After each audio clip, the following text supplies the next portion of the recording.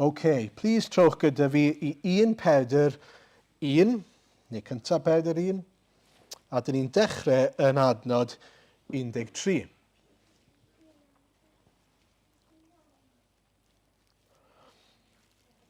Dyn ni am ddarllen, dwi am ddarllen tan ddiwedd y benod. Felly 1 Pedr 1, adnod 13 ymlaen. Os ych chi eisiau Beiblau, maen nhw wrth gwrs mas trwy drws fyna ac ar yr chwith. Adnod 13 te. Gan hynny, rhowch fi'n ar eich meddwl, ymddisgyblwch a gosodwch eich gobaith yn gyfan gwbl ar y gras sy'n cael ei ddwyn atoch pan ddatguddir Iesu Grist. Fel plant ifydd, peidiwch â chydymffurfio a'r chwantau y buwch yn ei dilyn gynt yn eich anwybodaeth. Eithir fel yr un sanctaidd a'ch galwodd chwi, byddwch chwithau yn sanctaidd yn eich holl ymarweddiad. Oherwydd y mae'n ysgrifenedig, byddwch sanctaidd oherwydd yr wyf fi yn sanctaidd. Ac os fel tad yr ydych chi'n galw ar yr hwn sy'n barnu'n ddi-dderbyn wyneb yn ôl gwaith pob un, ymddygwch mewn parchedig ofn dros amser eich alltudiaeth.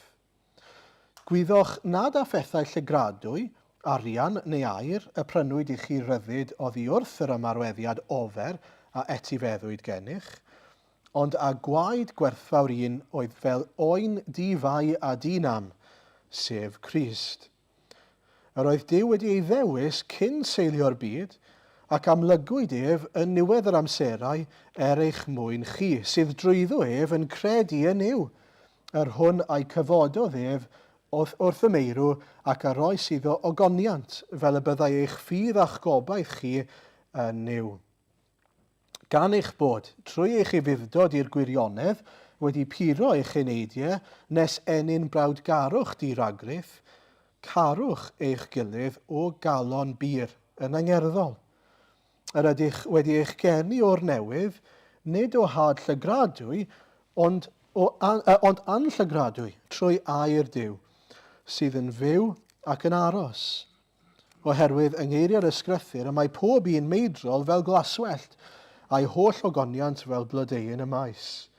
Mae'r glaswellt yn crino a'r blodeuyn yn syrthio, ond y mae gair yr arglwydd yn aros am byth. A dyma'r gair a bregethwyd yn efengyl i chi. Amen. Iawn, wel mae'n flwyddyn newydd. Mae hi'n flwyddyn newydd, yn gyfle newydd, sa'n gwybod amdano chi, ond mae yna 1 mewn 5 ohonoch chi, mae'n debyg, yn gwneud addunedau ar ddechrau blwyddyn. Tybed ydych chi wedi addunedu, New Year's Resolution. Hynny yw, mae blwyddyn newydd fel arfer nag yw yn gyfle i edrych yn ôl. Mae'n rhyw fath o raniad amlwg yn ein bywydau ni. Chi'n edrych yn ôl ar 2025, sut fath o flwyddyn sydd wedi bod, ac edrych ymlaen i 2026. Mae'n aml yn rhyw fath o gyfle i wneud rhyw fath o asesiad, rhyw fath o end of year review, falle gallech chi ddeud, rhyw fath o MOT.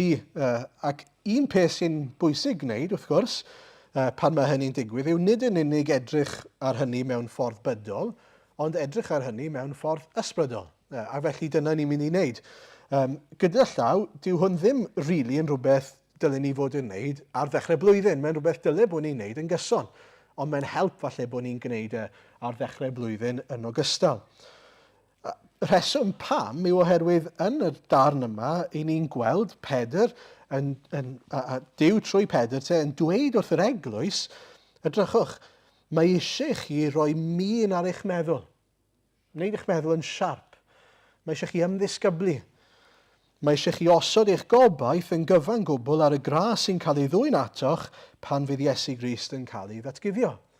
Be mae'n gweud yw, i ni ddim i drin bywyd mewn ffordd, i gymryd term Ffrangeg, laissez-faire. Hynny yw, beth bynnag sydd i ddigwydd, bydd e'n digwydd. Bod ni fod yn ddiog, neu bod ni fod yn llawn difaterwch. Fel rhai sydd yn eiddo Iesu Grist, dyle bod gyda ni agwedd penodol yn ein bywydau ni. A dyna dyn ni'n mynd i edrych arno bore yma. A oes gyda ni yr agwedd yma, y ddisgyblaeth yma, oes min ar ein meddwl ni. Ydyn ni'n bobl sydd yn edrych ac yn gosod ein gobaith ni ar yr hyn sydd i ddod pan fydd Iesu Grist yn cael ei ddatguddio i ni. Ond cyn edrych ar hynny, mae'n bwysig edrych just am eiliad bach ar adnodau sydd wedi dod cyn hynny. So adnodau 1 i 12, edrychwch yn eich Beiblau. Beth i ni'n gweld fan hyn yw Pedr yn cyfarch y dieithriaid sydd ar wasgar, mae'n gweud, ond y rai sydd yn etholedigion. Rai sydd wedi cael ei dewis gan Dduw trwy waith yr ysbryd i fod yn ifydd i Iesu Grist. A mae'n dweud wedyn rhai pethau amdanyn nhw. Bod nhw wedi cael, enghraifft, adnod 3, ei geni o'r newydd. Mae'n dweud fe barodd ef ein geni ni o'r newydd. Mae'n dweud adnod 6, a mae'n dweud lot o bethau eraill rhwng hynny, wrth gwrs, ond bod e wedi gwneud pob math o bethau, wedi'n bendithio ni mewn pob math o ffyrdd, a mae'n dweud adnod 6 yr ydych yn gorfoleddu. Mae'n dweud adnod 7, eich ffydd chi, so mae gyda nhw ffydd. Adnod 8, mae'n dweud yr ydych yn ei garu ef. A wedyn adnod 9, mae'n dweud wrth i chi fedi ffrwyth eich ffydd, sef iachawdwriaeth eich uneidiau. A felly, y pwynt fi'n trial wneud fan hyn yw pwy mae'n ysgrifennu ato, pwy mae'n siarad gyda yn adnod 13 ymlaen, Cristnogion, pobl sydd yn eiddo i Iesu Grist, sydd wedi ei haelenni, sydd wedi ei huno i gwneud yn un gyda Iesu, mae gyda nhw ffydd yn yr arglwydd, mae nhw yn ei garu fe, a mae'n bwysig bod ni'n deall hynny, mae yna waith o ras wedi digwydd yn ei bywydau nhw. A felly, dyna'r seiliau, y foundations i ddechrau off. Mae popeth arall i ni'n edrych arno bore yma yn adeiladu ar ben y ffaith bod nhw yn barod yn Gristnogion. Sdim yw sy'n ni ddechrau edrych ar o'i min ar ein meddwl ac ymddisgyblu, ond i bai eich bod chi'n gyntaf yng Nghrist Iesu, wedi'ch geni o'r newydd. Oherwydd yr ysbryd glân sydd yn dod arnoch chi ac yn preswylio arnoch chi, sy'n mynd i roi'r gallu i chi i ymddisgyblu ac i roi min ar eich meddwl ac i osod eich gobaith ar yr arglwydd Iesu. A mae'n bwysig iawn cofio hynny. Mae rhai'n gallu neidio dros y 12 adnod cyntaf, a mae perygl i ni wneud hynny, edrych ar y testun sydd o'n blaenau ni mas o'i gyd-destun, a mae hynny fel ceisio adeiladu tu ar dywod yn lle ar y graig. Yn lle yn bod ni'n adeiladu ar y sylfaen, sef ein achubiaeth ni drwy Iesu Grist, i ni'n trial gweithredu yn ein nerth ein hunain, a mae e'n ffolineb. A felly y peth cyntaf sy'n rhaid i ni ofyn i'n hunain bore yma yw, wel, ydyn ni wedi profi yr hyn mae Pedr wedi sôn amdano yn y 12 adnod cyntaf. Ydyn ni'n gallu dweud fod yr arglwydd wedi paru ni'n cael ein geni o'r newydd. Wedi gwneud yr holl waith yma fel bod ffydd gyda ni. Fel ein bod ni'n caru'r arglwydd, ein bod ni ddim yn ei weld e. Os nag ydyn ni wedi cyrraedd y pwynt yna, dyna'r lle ni'n dechrau'n blwyddyn ni. Trwy ofyn i'r arglwydd i ddod ac achub ac i ein geni ni o'r newydd, trwy blygu iddo fe a gofyn am faddeuant. Mae rhaid dechrau'n fyna. Allwch chi ddim neidio at adnod 13 cyn fod hynny wedi bod yn wir amdano ni. Ac yna, ar ôl hynny, mae'n bwysig ystyried, nid y cwestiwn yw, ydw i'n perfformio'n ddigon da? Nid rhyw fath o performance review i ni'n sôn amdano fan hyn, ond yn hytrach, os oes gan yr arglwydd fwriad ar ein cyfer ni, yn dilyn ein achubiaeth ni, ydy fy mywyd i yn mynd yn y trajectory yna? Ydy yn unol â bwriadau Duw ar yng nghyfer i? Dyna'r cwestiwn i ni angen bod yn gofyn. Okay? A mae'n bwysig bod ni ddim yn cymysgu'r ddau. Mae yna adegau yn ein bywydau ni, llynedd, 2025, lle ni'n mynd i fod yn ymwybodol i ni wedi cwmpo'n fyr, i ni ddim wedi gwneud beth ddylen ni. I ni wedi methu yn llwyr mewn rai pethau. Falle bod yna ffordd i chi wedi pechu'n enfawr yn eich bywydau chi. A falle bod hynny'n amlygu rhywbeth am eich cyflwr ysbrydol chi ar hyn o bryd. Falle eich bod chi'n bell i ffwrdd o'r arglwydd. Falle bod ni ddim yn cael digon o gymdeithas gyda'r arglwydd. Falle bod ni ddim yn ngair yr arglwydd. Falle bod ni'n oer tuag at yr arglwydd. Ond mae'n bwysig bod ni ddim yn trin ein bywyd ni fel rhyw fath o, sa'n gwybod, arholiad falle. Sut ydw i'n perfformio? Na. Ydw i'n tyfu yn ôl bwriad yr arglwydd ar yng nghyfer i? Dyma mae Iesu eisiau. Fel eich plant chi, chi'n dymuno fod eich plant chi yn dod yn gryf ac yn iach ac yn ddoeth ac yn tyfu mewn cariad ac mewn aeddfedrwydd. A mae'n dda bod ni'n annog bod nhw'n gallu edrych ar eu hunain a gofyn, wel, ydw i'n gryf, ydw i'n iach, os angen newid rhywbeth fel fy mod i'n tyfu mewn aeddfedrwydd neu fel bod fi'n iach. Ydw i wedi bod yn bita gormod o junk food yn 2025, os eisiau mwy o ffrwythau arnau, enghraifft. Ac yn yr un ffordd yn ysbrydol, mae eisiau bod ni yn edrych ar ein calonnau ac yn gwbl onest gyda'n hunain ger bron yr arglwydd. Ond mae'n bwysig cofio, wrth gwrs, fel ni'n dweud, nid dyna sydd yn achub. Nid y pethau yna sydd yn ein achub ni. Mae eisiau ein bod ni wedi'n achub yn barod mwyn tyfu mewn i fuddod ac mewn aeddfedrwydd wedyn. A mae hyd yn oed hynny yn ddibynnol ar nerth yr ysbryd glân. Mae adnod 3-5 o'r bennod yma wneud e'n glir iawn. Fe barodd ef ein geni ni o'r newydd i obaith bywiol, a wedyn mae'n mynd mlaen i ddweud i etifeddiaeth na ellir ei ddifrodi. Saif hon yng nghadw yn y nefoedd i chi. Hynny yw, mae gyda chi'r garanti o beth mae Iesu wedi wneud drosto chi, mae'n reserved. Saif hynny yng nghadw yn y nefoedd i chi, yn barod, mae yna i chi. Seat reserved fel petai. Mae gyda chi fe. A'r ysbryd glân yno chi yw'r garanti o hynny. Ond nawr, mae yna gyfnod lle ni'n cael ein paratoi ar gyfer hynny. A felly mae'n bwysig gwahaniaethu rhwng y ddau. Mae Satan yn mynd i wneud i ni amau, ydw i'n gadwedig os dwi wedi methu yn hyn llall ag arall. Mae'r arglwydd yn dweud na, ond mae yna waith i'w wneud. Dwi dal i baratoi fy mhriodferch.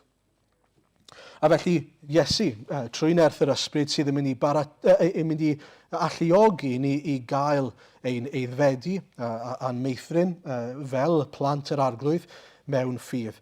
A eto, mae'n bwysig bod ni'n sylwi mae hynny gyd yn digwydd cyn mynd ymlaen i adnod 13. Ond ar yr un pryd, mae adnod 13 ymlaen yn bwysig. Mae Pedr eisiau ni ddeall, unwaith chi wedi cael eich achub, dyw hynny ddim yn golygu bod ni i drin yr arglwydd a'i air a'i bethau fel petai nhw ddim yn bwysig rhagor. Bod ni'n gweud, na fe, wel fi wedi cael yn achub nawr, mae'n iawn. Sy'n eisiau fi boeni am ddim byd arall? Na. Achos fel o'n i'n dweud, mae'r arglwydd wedi'n achub ni i rhywbeth, i bwrpas. Meddyliwch falle am rhywun sydd yn cael ei eni.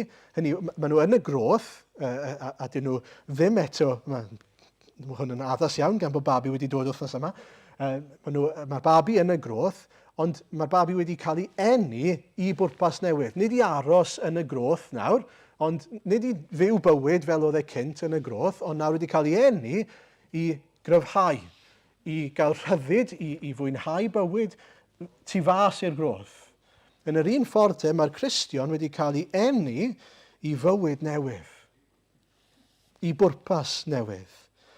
A pen draw y pwrpas yna yw y nefoedd. Pen draw y pwrpas yna yw tragwyddoldeb wyneb yn wyneb gyda Iesu Grist. Dyna diwedd y stori. Dyna'r etifeddiaeth mae Pedr yn mynd ymlaen amdano fe. Trwy'r amser.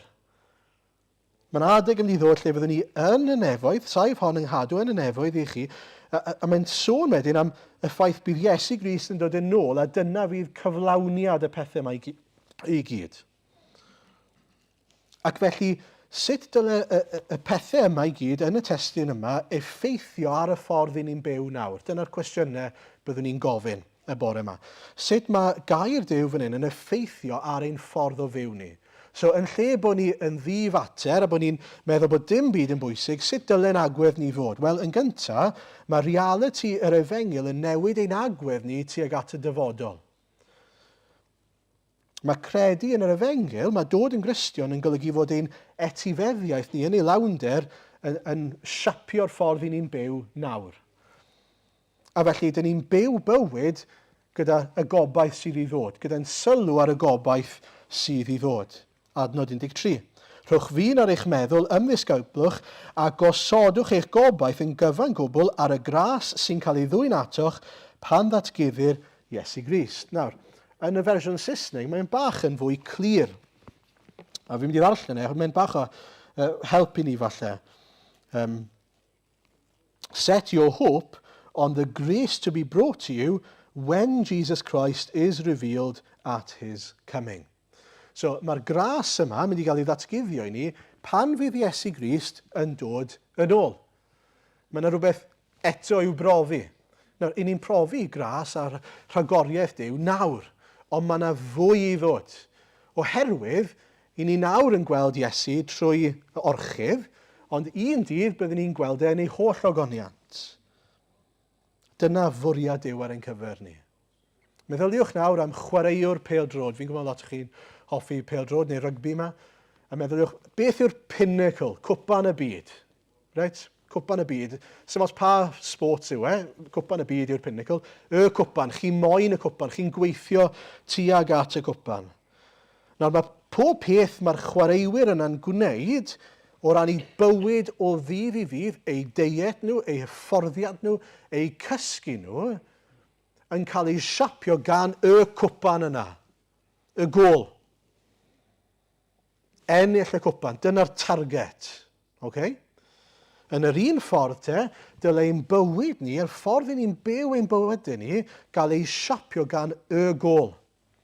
Bod gyda Iesu Grist yn ei holl ogoniant, yn y nefoedd am dragwyddoldeb. Dyna'n cwpan ni. Okay? Dyna'n gôl ni. Ond os byddai'n gofyn i chi, byddwch yn onest yn eich calonnau, faint o weithiwch chi'n meddwl am hynny yn y flwyddyn diwethaf? Faint o weithiau fyddwch chi'n meddwl am dragwyddoldeb gyda Iesu Grist? Pa mor aml o'ch chi'n meddwl am, myfyrio ar, ac yn ystyried, mae'r arglwydd wedi fachu bi mwyn i fi gael bod gyda ge, ac un dydd byddai'n cael ei weld a bydd dim pechod, bydd dim rhwystyr, byddai'n gweld e'n ei holl o, a byddai'n cael ei addoli fe fel mae'n deilwng o gael ei addoli. Pa mor aml? A pa mor aml wedyn oedd hwnna yn eich gyrru chi yn y byd yma? Dyna'n cymhelliad ni, ein motivation ni. Y ffaith fod yr arglwydd wedi bwriadu y fath beth ar ein cyfer ni. Perthynas dragwyddol gyda fe. Dyna'r gôl, dyna'r cwpan. A'r cwestiwn mawr yw, ai dyna'ch cwpan chi i ddechrau, ac ydy'n llygad ni arno fe? Ai dyna chi wedi hoelio'ch gobaith arno? Ac wedyn yn sgil hynny, ydych chi'n rhoi min ar eich meddwl ac yn ymddisgyblu yn ngoleuni hynny. Fel o'n i'n gweud, byddai'r athletwyr, y footballers, yr holl bobl yna wedyn, bydden nhw ddim yn... Pan chi gyd wedi cael chi'n mynd lawr i'r gegin, chi bach yn pecish, a chi'n gweld y chocolates, neu chi'n gweld y sweets. A chi hefyd yn gweld y bowlen ffrwythau. A mae dewis gyda chi'n dos be chi'n mynd i fynd am? Be sy'n siapio hwnna? Be sy'n siapio hwnna i'r pêl-droediwr? Wel, maen nhw'n gwybod, os ydw i'n bwyta'r chocolate yna, dwi'n mynd i fod mewn stad gwath yn gorfforol, byddai'n perfformio'n wath, a dwi'n anebygol wedyn o gyrraedd y gôl. So dwi'n ymddisgyblu a dwi'n mynd am y ffrwyth. Yn yr un ffordd, fel Cristnogion, os yw Crist a bod gyda Crist yn gôl i ni, os yw gogoniant Crist yn gôl i ni, pan i ni'n cael ein temptio, yn y foment, mi fydd ein meddyliau yn cael on ni ar y hangon, os ydw i'n mynd am hwn, y temptasiwn yna, mae hwnna'n diolygu bod fi mewn stad gwaith ysbrydol yn y dyfodol. Heb sôn am bod fi'n trysthau'r arglwydd. Chi'n gweld sut mae'n newid y ffordd i ni'n byw nawr?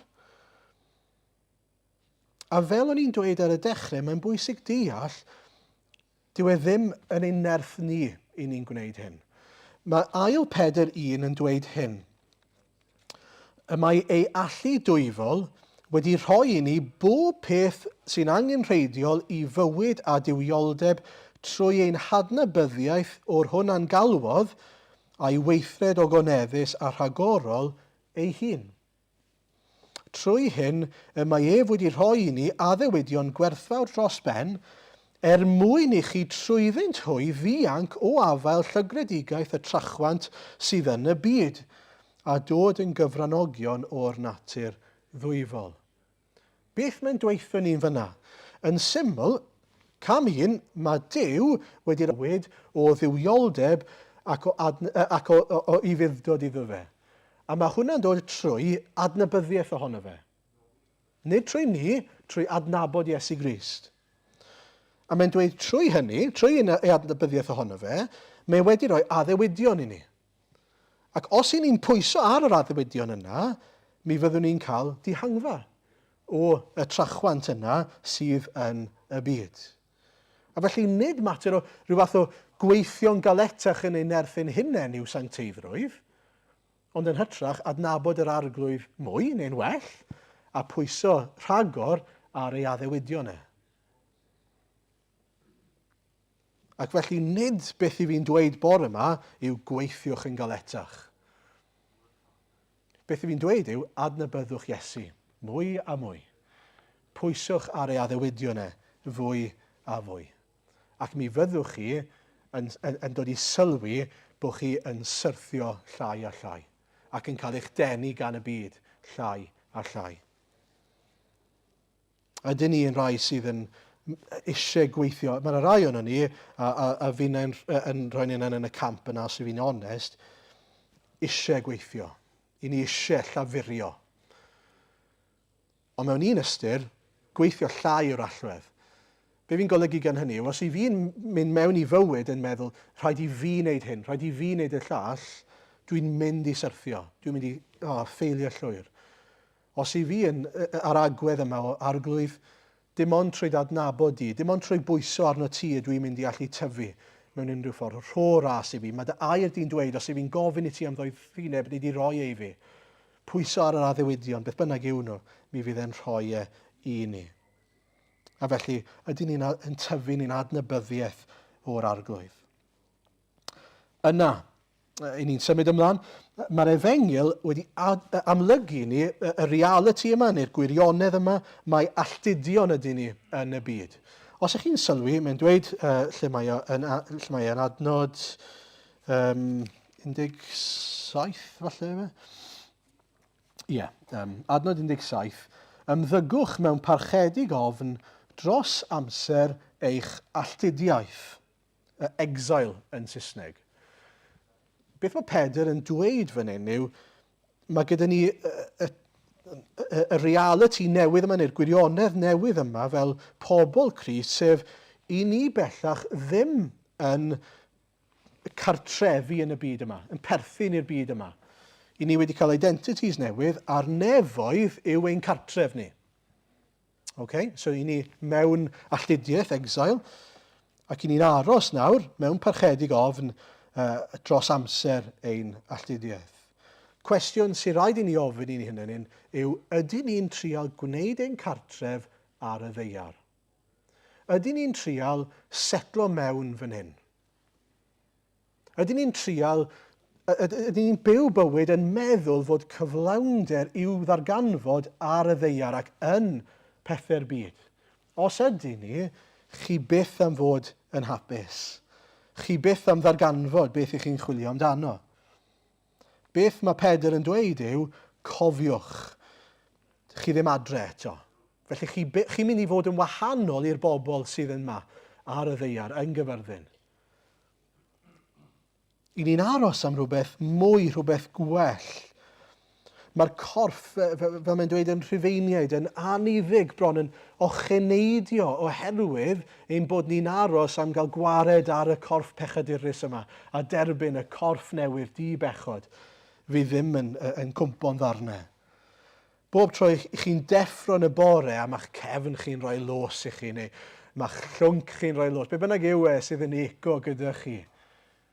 Ydy e'n dod i'ch meddwl a'ch calonau chi? Ie, ond nid dyma'r pen draw. Fi'n mynd i gael corff newydd. Dyle fod hwnna'n atgoffa ni.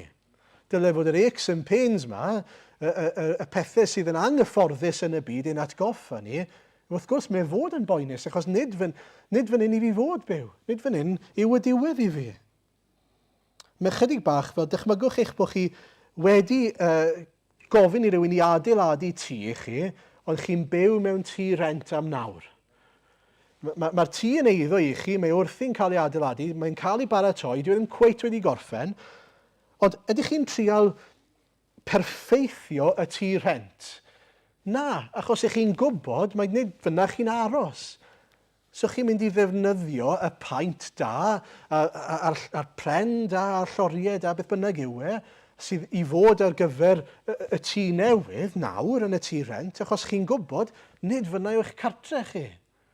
Wel, i ni beth ddyle'n agwedd ni fod? Wel, peidiwch â buddsoddi mewn pethau dros dro, ymhethau'r byd gan wybod bod nhw ddim yn para, bod chi ddim yn gallu mynd â nhw gyda chi i'r cartre newydd. A mae eisiau ni gymhwyso hwnna mewn ffordd ymarferol. Hyd yn oed pethau fel, yr holl pethau mae Duw wedi'n bendithio ni gyda, ein swyddi ni, ein teulu ni, yr holl pethau yma, pethau sydd dros dro, sut i ni'n defnyddio nhw?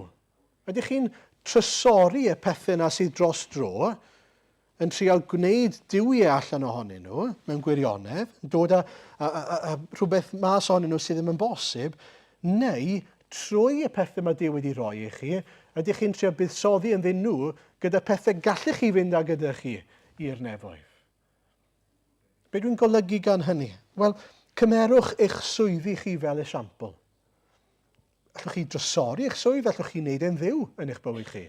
Neu, gallech chi ddefnyddio eich swydd chi i ddod â gogoniant i'r arglwydd. Fe eisiau rhoi esiampl eitha syml i hyn. Mae yna lun o chydig o bobl ar y presenter. Cer mlaen un, please, pwy sy'n Eilir? Dyma ni. Enw dyn yma yw Guillerm Maleiros. Okay? Mae'n Brasilia yw Chi ddim yn gwybod pwy yw o gwbl, ond athletwr yw Mae'n gwneud pethau fel codi pwysau. Nath gael record rhai wythnosau yn ôl am snatch, symudiad pwysau, 153 kilo. Mae hwnna'n lot o bwysau, 24 stôn neu rhywbeth fel yna, uwch i ben. Gallai wedi gwneud hynny fel Cristion, just fel oedd Ond nath ddefnyddio'r cyfle a'r platfform oedd wedi cael, fel athletwr, oedd ar y teledu, chi'n gweld beth mae'n gwisgo? Crys sydd yn dweud, God is good. Ac os ewn i'r llun arall, ar y ffrant, mae'n gweud, Jesus saves. Miloedd ar filoedd o bobl wedi gweld hwnna, ar y teledu, doedd dim angen bod e'n gwneud hynny, ond oedd e'n defnyddio ei swyddau, ei yrfa fe, mwyn amlygu rhywbeth o ogoniant Iesu Grist ac o'r efengyl. Okay? Os ewn i'r llun nesaf, rhywun arall, Gabriel Jesus, Brazilian arall, gath mewn i drwbl am hyn, achos chi ddim i fod roi unrhyw beth, mae'n debyg sy'n sôn am unrhyw ffydd ac yn y blaen, ar eich Chroseo wrth chwarae pêl-drod, mae'n debyg, ond wrth sgorio gol, oedd llyged pawb ar y dyn yma. Rhywbeth fel 80,000 o bobl ar y stadiwm, heb sôn am y miloedd ar filoedd yn gwylio ar y teledu. Ei job yw sgorio gols, ond eto, ei job penna yw dweud wrth bobl am yr arglwydd Iesu. A mae'n defnyddio ei swydd i hyrwyddo teyrnas Iesu Grist. Nag yw hwnna'n encouraging? A mae'n chwarae Arsenal hefyd, ond that's by the by. Nesa. Oedd hwn wir yn anogaeth i fi. Mae yna chwaraewr pêl-drod arall o'r enw Jeremy Doku. Mae'n chwarae i Man City, un o'r chwaraewyr gorau sydd i gael. Mae wedi penderfynu creu docu-series ar YouTube. 6 episod gwahanol. Ac y chweched un, y pinnacle, yw un sy'n sôn am ei ffydd yn yr arglwydd Iesu. Series cyfan, a mae'n dechrau gyda'r adnod yna. Mae'n dechrau gyda hwnna. Straight away. Unapologetically, i gyd ynglyn â'r Efengyl. Defnyddio ei platform mwyn hyrwyddo Iesu Grist. Mwyn dangos Crist a'i ogoniant. Mwyn amlygu yr Efengyl. Fi'n siŵr bod chi'n deall y pwynt. Ydyn ni'n ymddwyn fel alltudion. Ac yr holl bethau mae Duw wedi roi ni'n y byd yma, Dyw e ddim wedi roi nhw i ni mwyn i ni drysori nhw ac ymgartrefu ynddyn nhw, ond yn hytrach ei defnyddio nhw mwyn pwyntio pobl eraill at y cartre ni'n aros amdano a sydd ar gael iddyn nhw.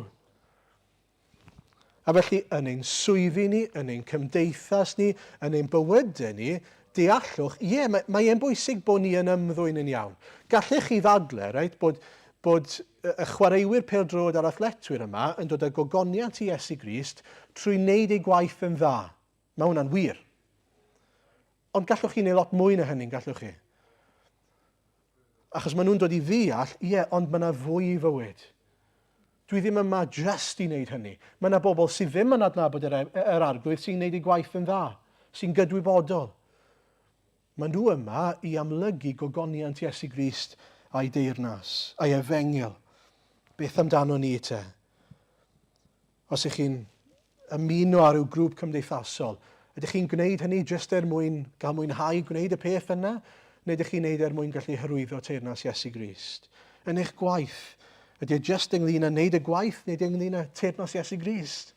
Oherwydd i chi'n deall yw hwnna ddim yn para, ond mae'r arglwydd wedi rhoi hwnna i chi mwyn i chi allu cyflwyno Iesu a bendithio pobl trwy amlygu Iesu iddyn nhw. A'r cymhelliad gyda llaw i fyw yn y ffordd yma, mae Pedr yn ei ein glir i ni, yw oherwydd fod e wedi costio mor ddrud i'r arglwydd Iesu yn rhyddhau ni o'r byd yma i fywyd newydd ac i gartre newydd.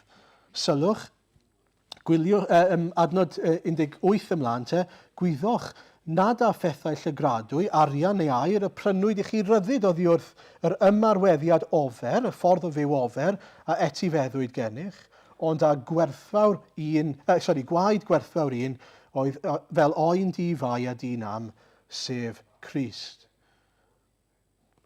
Be mae'n dweud fan yw, edrychwch, mae Iesu, trwy ei waed sydd mor werthfawr, trwy y fath aberth, wedi chryddhau chi o'r hen ffordd o fyw fel pawb arall sy'n defnyddio ei gyrfa a'i bywydau nhw i blesio ei hunan, i ogoneddu'r hunan. A nid yn unig mae hwnna'n ffolineb, yr hen ffordd o fyw, achos mae'n ofer, mae hefyd yn insulting i'r arglwydd. Os ych chi'n mynd nôl i'r ffordd yna o fyw. Chi wedi cael eich chryddhau i ffordd gwell o fywyd. Mae yna bwrpas nawr i'ch ffordd o fyw sef bod chi'n dod â gogoniant i'r arglwydd a bod chi ddim yn buddsoddi mewn rhywbeth sydd yn mynd i gael ei losgi yn y diwedd, sy'n llygradwy. A felly, y cwestiwn mawr i chi ac i fi yw, be ydyn ni'n buddsoddi ynddo fe te? Hwy ac beth i chi'n buddsoddi? Ai yn yr Efengyl, yn heyrnas a gogoniant Iesu Grist, neu yn eich gogoniant eich hunan, really. Y pethau yma sydd yn fydol a sydd ddim yn para. Ac yn ola, ydyn ni'n gadael i'r Efengyl i newid y ffordd i ni'n gweld ein hunain a gweld eraill. Edrychwch ar adnod 22 ymlaen. Gan eich bod trwy eich fuddod i'r gwirionedd, neu i'r Efengyl, wedi puro eich uneidiau nes enyn brawdgarwch diragrydd, carwch eich gilydd o galon byr yn angerddol. Yr ydych wedi'ch geni o'r newydd, nid o had llygradwy, ond anllygradwy trwy air Duw, sydd yn fyw ac yn aros. Nawr, mae Pedr fan hyn yn dweud, edrychwch, dych chi yma nid yn unig i ddod â gogoniant i'r arglwydd, ond hefyd i garu'ch gilydd. A mae'r arglwydd, trwy eich achub chi, wedi rhoi'r capacity, y gallu, i chi wneud hynny. Mae'n dweud hynny, edrychwch, bod e wedi trwy eich fuddod i'r gwirionedd, i'r Efengyl, wedi puro eich uneidiau nes enyn brawdgarwch diragrydd. Mae'r gallu gyda ni, oherwydd yr hyn mae'r arglwydd wedi gwneud, nid oherwydd bod yna rhyw capacity yn o fi. Ond oherwydd hynny, ni'n cael ein galw i garu ein gilydd o galon byr yn angerddol. A mae hwnna'n her nag yw e. Mae eisiau ni fod yn onest. Ni'n cael ein galw i garu pobl syrthiedig, a ninnau'n syrthiedig hefyd. A felly mae eisiau gras arno ni, mae eisiau help enfawr arno ni. Ydyn ni'n gweddio ar yr arglwydd ein helpu ni garu'n gilydd? Ydyn ni'n gofyn am nerth yr ysbryd i garu'n gilydd? Ddorol beth yw'r bron y cymhwysiad adnod 23 yw yr ydych wedi'ch geni o'r newydd nid o had llygradwy, ond anllygradwy. Hynny yw, chi ddim yn mynd i fynd o yma. Chi yma am beth. Here to stay, fath o beth. Be mae'n golygu fan hyn yw, edrychwch, mae eisiau chi garu'ch gilydd, achos chi'n mynd i dreulio tragwyddoldeb gyda'ch gilydd. Mae eisiau chi ddeall, dyma'r bobl mae'r arglwydd yn ei ras ac yn ei gariad wedi achub mwyn i chi gael treulio tragwyddoldeb gyda nhw. Ac un o'r pethau fi'n credu sydd yn fwyaf trist a gwrth efengil yw pan mae Cristnogion, mae perthynas rhwng Cristnogion yn cael ei rwygo ac yn methu. Mae'n hollol groes i fwriadau Duw ar gyfer yr eglwys. Sef o'na gariad, o'na berthynas, o'na undod, y fath undod. Sawl priodferch Iesu Grist sydd? Sawl priodferch Iesu Grist sydd? It's not a trick question. Un priodferch sydd. Ac i ni gyd yn rhan o'r priodferch yna. Beth mae'n golygu? Bod ni i gael ein uno gyda'n gilydd. A felly mae'n bwysig ein bod ni'n deall bwriadau Duw ar ein cyfer ni, a'n bod ni'n caru yn sgil hynny. Eto, yn mynd ar y trajectory yma, bwriadau Duw yw bod ni gyd gyda'n gilydd mewn undod. Ac yn profi rhywbeth o'r cariad, mae'r arglwydd wedi dangos tuag ato ni trwy ein gilydd. Achos dyna sut mae'r arglwydd yn aml bendithio'r eglwys, trwy'r eglwys. I ni fel teulu wedi profi y fath gariad trwy'r eglwys. Cariad Iesu Grist yw wedi wreiddio yn yr efengil. Ond wedi dod trwy pobl, trwy gorff Crist. Gweddiwch y bydd hynny'n parhau. Gweddiwch, gofynnwch y cwestiynau yna, sut allwn ni amlygu cariad Crist i'r eglwys? A gwraidd y cyfan yw, a falle bod chi'n meddwl bod e'n od bod fi wedi neidio drosto fe, adnod 15. Eithir fel yr un sanctaidd a'ch galwoch chi, byddwch weithiau yn sanctaidd yn eich holl marweddiad. Y rheswm pam mae hwnna mor bwysig yw oherwydd mae Duw sydd yn sanctaidd wedi'n uno ni gydag yn Iesu Grist. Fel oedd Hywel yn sôn wythnos diwetha, y gangen yna wedi cael ei grafftio mewn. I ni wedi dod yn un â Christ. Os yw e'n sanctaidd, a dyn ni gael cymdeithas gyda un sydd yn sanctaidd, beth sy'n angen digwydd i ni? Bod ni'n bod yn sanctaidd. Bod ni i fyw yn unol â bwriadau Duw, a natur Duw. Ac felly, dyna yr hera, y rheswm pam yr adnod yna. A dyn ni wastad i fod yn gofyn, reit, sut allai fod yn gangen sydd yn ymdebygu i'r wynwydden? Sut ydw i fyw yn unol ag ewyllus yr arglwydd Iesu? A felly, wrth i chi feddwl am y flwyddyn sydd o'ch blaen i chi, triwch fod yn onest, fel y rhaid i fi drio bod yn onest, wrth i fi baratoi. Ydy'n llygad ni ar y gôl, ar y cwpan. Un peth sydd o lot o help i ni, os i ni'n dymuno fod ein llygad ni ar y cwpan, yw bod ni gyda'r arglwydd mewn cymdeithas gyda'r arglwydd yn gyson a gyda'i bobl. Ond hefyd, wrth gwrs, ein bod ni yn y gair. Y mwy o'r gair byddwn ni yn darllen ac yn amsugno dros ni'n hyn y mwyaf fydd ein llygad ni ar y gôl, y bwriad sydd gan yr arglwydd Iesu, sef bod ni gydag ac fel yr arglwydd Iesu un dydd. A oes angen ymddisgyblu a roi min ar ein meddwl ni. Mae'n ddiddorol nag yw pan oedd Nadolig yn dod rownd, diwedd Tachwedd, dechrau Ragfyr, oedd lot o sôn am y Nadolig. Ym mis Chwefror, Mawrth ac Ebrill, oedd Hannah Joseph y Mablin sôn dim byd am y Nadolig. Pam? yn sydyn, oedd yna lot o arwyr. Chymod, mae pethau yn cwmpas ni'n siapio y ffordd i ni'n yn meddwl, ond hefyd, wrth gwrs, mae e'n dod yn agosach. Ond mae'r arglwydd yn dweud ni dylen ni fod, fel oedd Geraint yn pregethu arno ar ddiwedd y flwyddyn, yn cofio fod yr arglwydd yn dod yn fuan.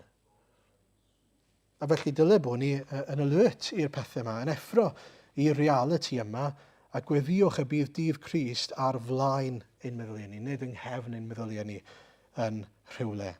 Gogoniant a mawl yw enw fe. Amen.